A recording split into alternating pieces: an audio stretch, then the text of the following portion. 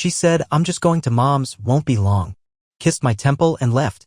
20 minutes later, I watched her car turn into the parking lot of the Orion Motel. I didn't follow her right away. I stared at the wall for a bit first. Watched the second hand on the clock twitch forward like it was counting down to something I couldn't name. It wasn't a fight. It wasn't even a bad morning. She made coffee. She joked about the neighbors' Halloween decorations still being up in April. And then she kissed me, not on the lips, just the temple, and said she was going to visit her mother.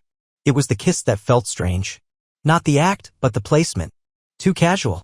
Too practiced. Like sealing an envelope you didn't bother reading.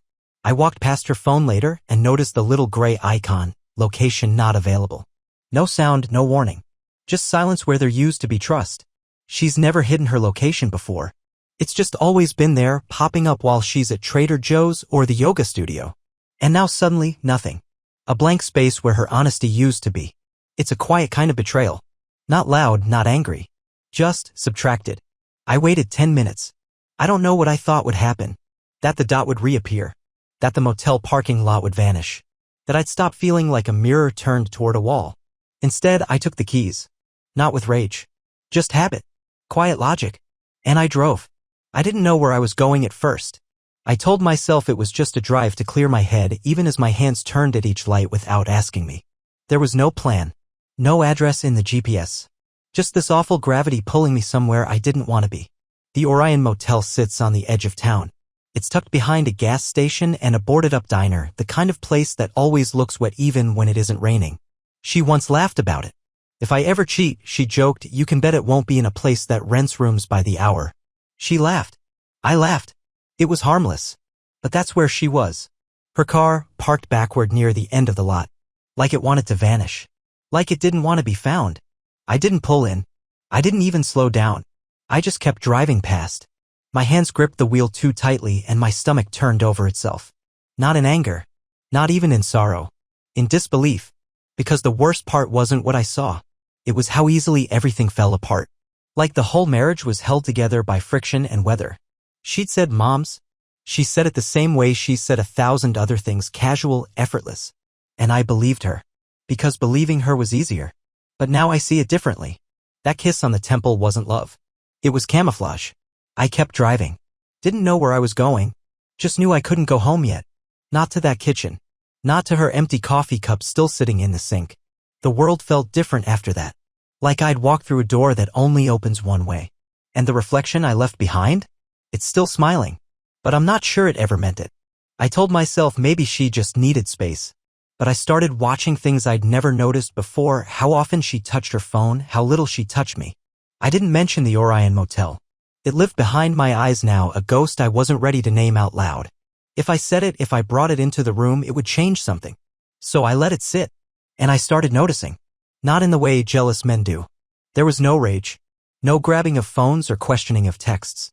Just a quiet cataloging. Her calls started coming from the car. Parked out front, engine running, windows up. 15 minutes. Sometimes 20. Always ending with a pause before the key turned in the lock. Like she needed a moment to shift into character. And when she walked through the door, she was all warmth, smile ready, voice bright, movement smooth as glass. Too smooth. Love isn't a performance. Not when it's real. I began noticing the small repeats. The gray sweater. She used to say it made her feel confident, that she wore it to job interviews or tough days at work. Now it showed up more and more, just a quick errand, she'd say, tossing it on like armor. And there was something about the way she moved in it. Pulled the sleeves over her wrists. Tilted her head when she talked. Like she wasn't dressing for comfort. She was dressing for courage. I counted them quietly. The gray sweater days. The Tuesday meetings that became Wednesday ones too. The back soon that became fell asleep at mom's. Her stories were always just believable enough. Always soft around the edges. Nothing hard enough to accuse. Nothing solid enough to hold. And me? I still kissed her forehead every night. Still made her tea when she had a headache. Still lay beside her, staring at the ceiling, wondering what part of her was still mine. She never stopped being kind. That was the cruelest part. I don't think people understand how haunting it is when someone betrays you gently. When they don't scream or grow distant or pick a fight. When they smile as they pull away so slowly, so softly that you wonder if it's just your own arms loosening. Trust, to me, was a kind of pride. A quiet belief that I didn't need to ask. I didn't want to be the man who sniffed her clothes or demanded passwords or followed her car. I wanted to be the man she didn't need to lie to. But I was watching. Not with anger. Not even with fear. With something quieter. A kind of aching clarity. I watched how often she touched her phone. And how rarely she touched me. She used to reach for my hand without thinking. Brush my shoulder as she passed behind me. That stopped. She still hugged me. Still kissed me goodbye. But never first. Never spontaneously. Never like she wanted to. It's strange how absence leaves fingerprints. How silence has weight. How someone can sit beside you every day and still feel like a stranger you're too afraid to ask directions from. I started needing to know. Not because I didn't trust her anymore. But because I didn't trust me. Not to survive the answer. She said her mom was recovering well from surgery. But the surgery had been canceled 2 weeks ago. It almost slipped past me. She was stirring her tea, the spoon clinking softly against the porcelain, and she said it like it was nothing. A throwaway line. Mom's still a little sore, but she's resting well. I nodded. I even smiled. But the words sat strange. Her mom's surgery had been canceled. 2 weeks ago. I remembered the call not because it was dramatic, but because it was human. Her mom had sounded embarrassed. Something about the insurance, the deductible, how they'd need to push it back another month. She even joked about it. Your wife came all the way over just to help me reorganize my cabinets. So what was she recovering from? The thought didn't slam into me. It slid. Quiet and cold like condensation down a window pane. I didn't say anything. I didn't flinch. I just looked at her. She didn't notice. Or maybe she did and decided not to. She looked beautiful in that moment, tired, hair up in a loose twist, no makeup. But there was something else. A stillness I didn't recognize. Like she was elsewhere. Like she was performing someone else's life. Later, I saw the mirror moment. The hallway one, just past the coat rack. I was behind her, adjusting my cuff, getting ready for work. She didn't know I was there. She paused, tilted her head, and smiled. But it wasn't the kind of smile people give themselves. Not a check my lipstick smile or a do I look okay one. It was softer. Slower. Like she was remembering a joke someone told her. Like she was seeing someone behind her reflection. There was something intimate in her eyes, a warmth that hadn't been turned toward me in months. It lasted just a breath. And then she moved on, down the hall, grabbing her keys, calling out that she'd be back late. Mom wants to play cards again. I stood there a moment longer. Not heartbroken. Not angry. Just changed. Like the ground had shifted half an inch and no one else had noticed. But I had. I always believed the lie would be big. Loud. Crashing. A lipstick smear. A voicemail. A wrong name in the dark. But it was this instead. A false sentence in a quiet kitchen. A look in a hallway mirror. And now I couldn't stop hearing the cracks. The tiny fractures. Hairline truths that didn't connect. Little echoes of something hidden pressed behind her smile.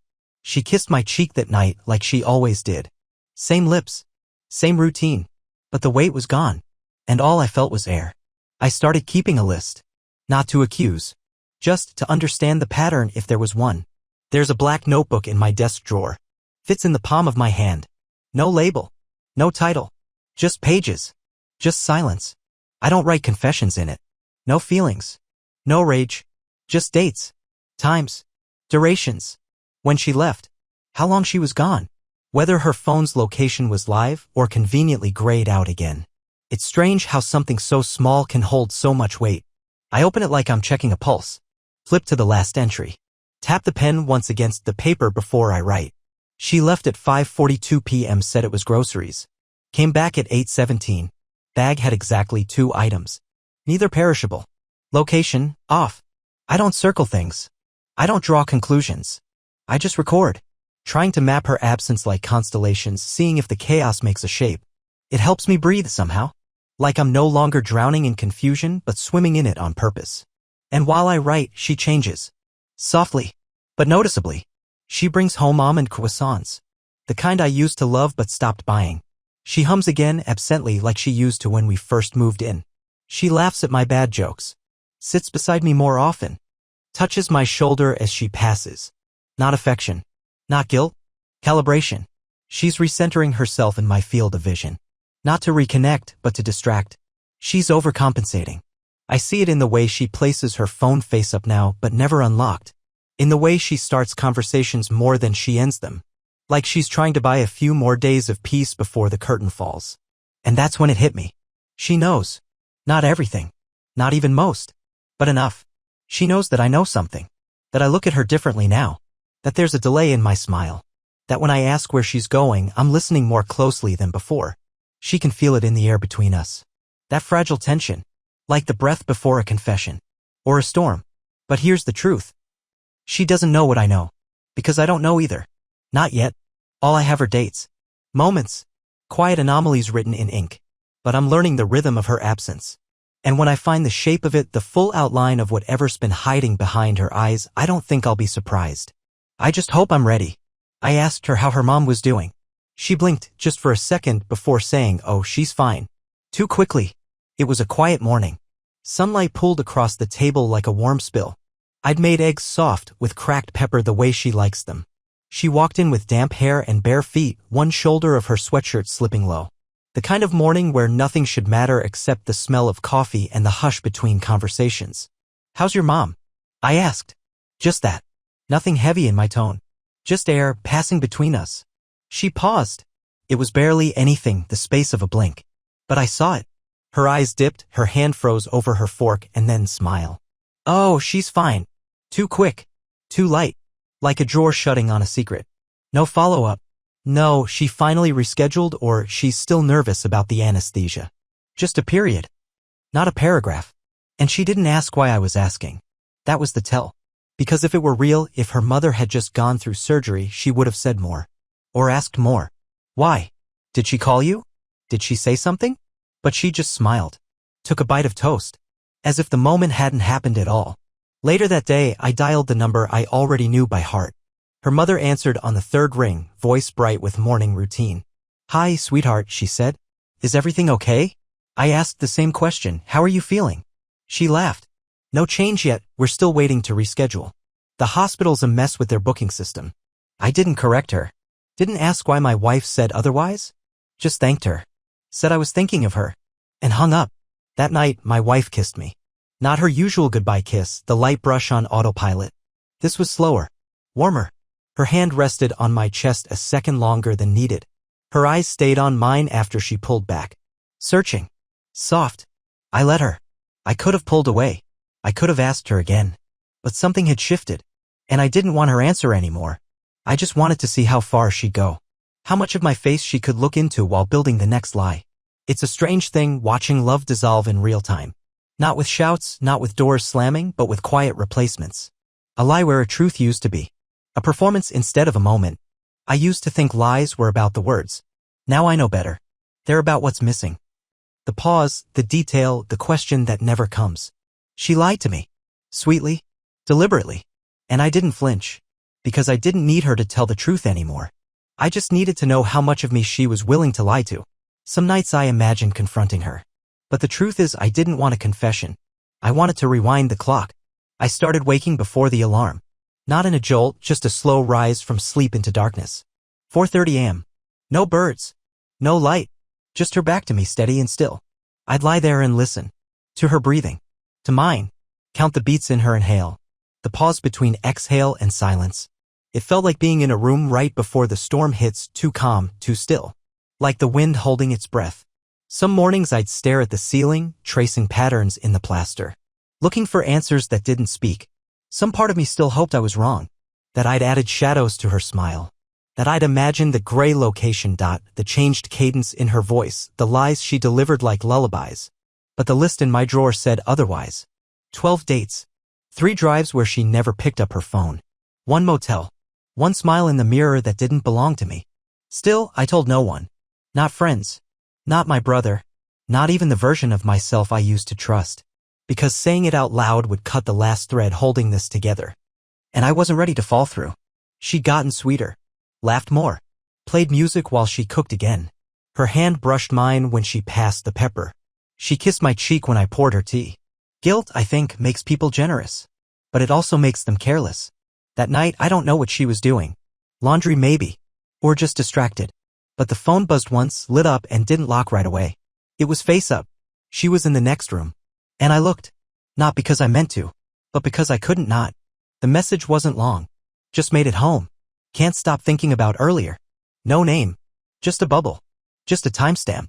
10 minutes after she walked through our front door, kissed me hello, and said the meeting had gone late. I don't remember what I did next. I think I set the phone down. I think I smiled when she walked back in. I think I made a joke about the movie we were watching. But I stopped sleeping after that. Not because of rage. Not even pain. Because there was nowhere left to run in my own head. Every breath she took felt like it belonged to someone else. Every laugh she gave me felt borrowed. Like a kindness she'd already spent on someone else's chest. I didn't want a confession. I wanted a time machine. I wanted to unknow. To return to the version of her that hadn't yet disappeared. To the version of me that didn't check phones. That didn't watch for blinking icons and unread messages like they were omens. But I couldn't. So I stayed awake instead. Counted ceiling cracks. Counted seconds between buzzes. Counted the hours until I could get up and pretend again. And every morning her back would still be turned. Breathing steady. Like nothing was broken. Like I wasn't vanishing by degrees beside her. I deleted the note. Not to forgive her. But because I was done needing proof. I sat in my car for 47 minutes. Didn't check the clock. I just knew. Engine off. Windows fogging. Her car in the driveway parked like it belonged there. I could see the light on in the kitchen. Movement. A silhouette. But I didn't go in. Not because I was scared. Just not ready to pretend again. The notebook was in my lap. The same one with the black cover. Its corners were soft now, edges curled from use. I flipped through it slowly. Read each date like a prayer I no longer believed in. August 9th. Gray sweater. Location off. September 14th. Left at 6:12 p.m., back at 9:03. Said it was a store run. No bags. October 3rd. Orion Motel. Car parked rear facing. It was a story. My story. But not one I ever agreed to star in.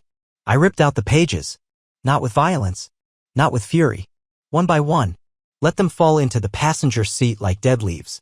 The car smelled like winter and old coffee. I watched her silhouette move again. She was chopping something. Or pretending to. And I realized. I wasn't waiting for more proof. I had all the proof I'd ever need. I wasn't looking for a new message. Or a scent on her clothes. I wasn't hoping for a confession. I already knew the truth. I just hadn't known what to do with it. But now I did.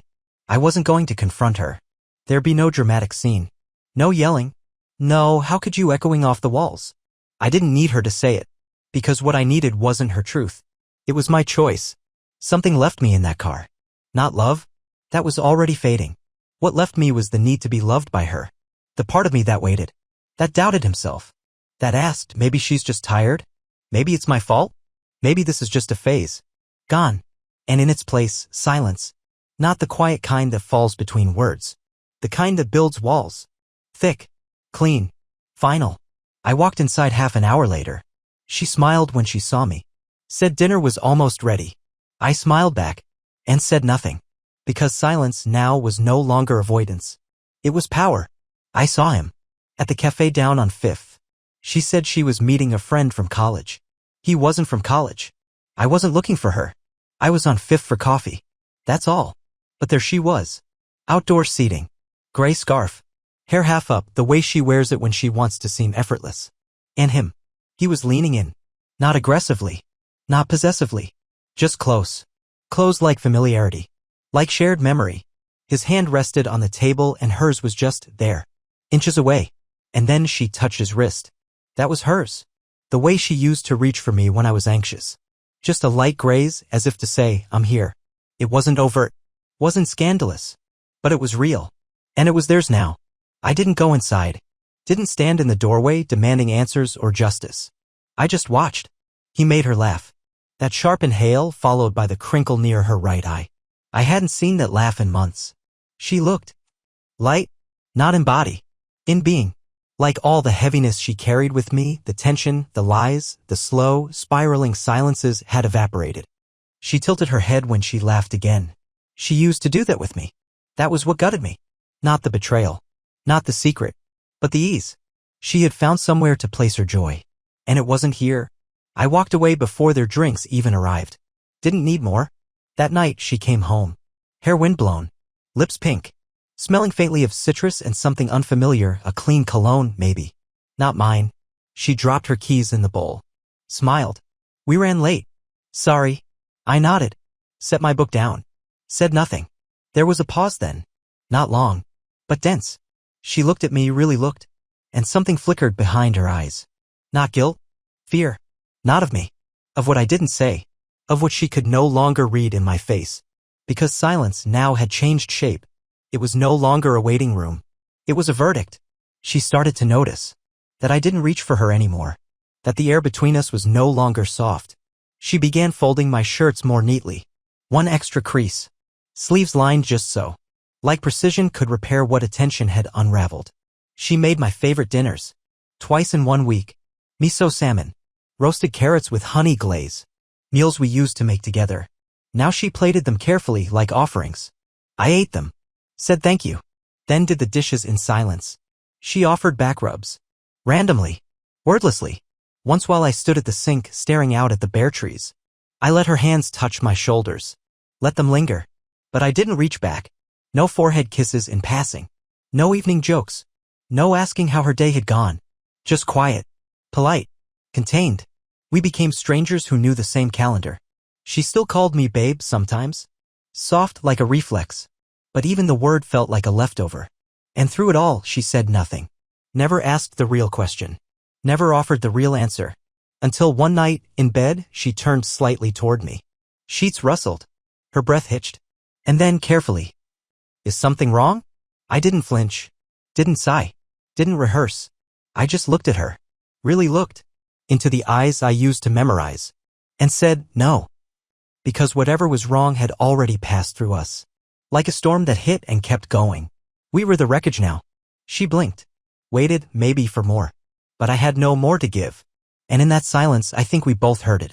The echo of something that used to be a song. Something we used to dance to. Something that used to feel like home. Now just static. A hum where music once lived. She rolled back onto her side. And I stared at the ceiling. We were both awake. Both listening. To the end that neither of us had the courage to name. I didn't leave in anger. I left in peace. Because once you stop needing their love, you stop needing their lies. I packed a single suitcase. Not in the middle of the night. Not in a storm. Just on a quiet morning with light falling through the blinds like it always had. 3 shirts. A pair of shoes. My grandfather's watch, the one that still ticks louder when the room is silent. And the black notebook. Empty now. But still mine. She stood in the doorway. Arms folded. Face unreadable. She didn't ask where I was going. Didn't say stay. Didn't cry. Just stood there. Like someone who'd known this moment was coming. Maybe even waited for it. I think she hoped I'd break. That I'd raise my voice. Demand answers, throw blame, crack under the weight of everything unsaid. But I didn't need the truth anymore. Not from her. Because peace doesn't ask questions. It just arrives. I'd carried her lies for too long. Balanced them in my chest like stones pretending to be bones. And now, I carried only what I chose. As I passed the hallway mirror, I looked. Not out of habit, but to see. I expected to see the man I'd become, tired, hollow, unraveling. But he wasn't there. Instead, I saw someone else. Someone I'd almost forgotten. Not the man who had been betrayed, but the one who had endured. Who had stood still while the world cracked beneath him and somehow remained whole. And I realized I wasn't being left. I was leaving. The story. The performance. The soft lies delivered with warm hands. I was walking out of a life that no longer fit me. And into one that might. She didn't follow. She didn't speak. She didn't stop me. And that silence, after everything, was the most honest thing we ever shared.